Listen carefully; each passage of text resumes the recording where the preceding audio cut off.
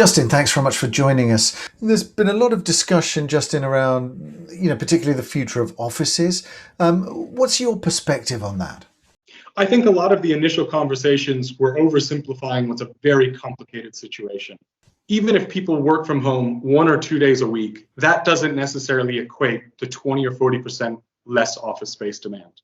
Just like transport infrastructure is designed around peak usage, office usage going forward is likely to be driven around peak usage of that office. When we do go back into the office, it's not just to sit at our desks and do busy work.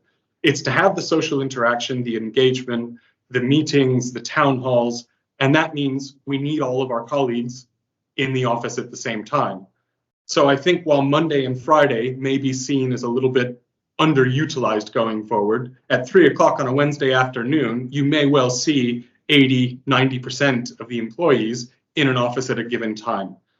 In addition to that, I think the ESG health and well-being considerations are just being accelerated and accentuated in the context of COVID-19. So more of a focus on the building quality, the specification, the HVAC air filtration systems, the size of the elevator or lift bank corridors are really going to come into the fore. And I think it's going to lead to a lot of pent-up demand and focus on grade A top quality assets in well-connected locations, which in Europe in particular are fairly limited in availability. Only around 10% of the office stock across European markets has been built over the course of the past decade.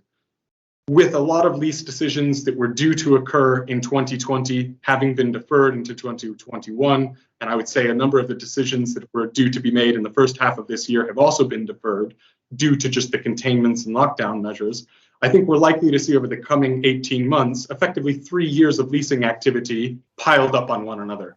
And as a matter of all of that being unleashed at the same time, focusing on the top grade A, top quality of location, I don't think there's going to be enough stock to go around. If we look at the vacancy rate for grade A properties across Europe, they're at around 1 or 1.5%.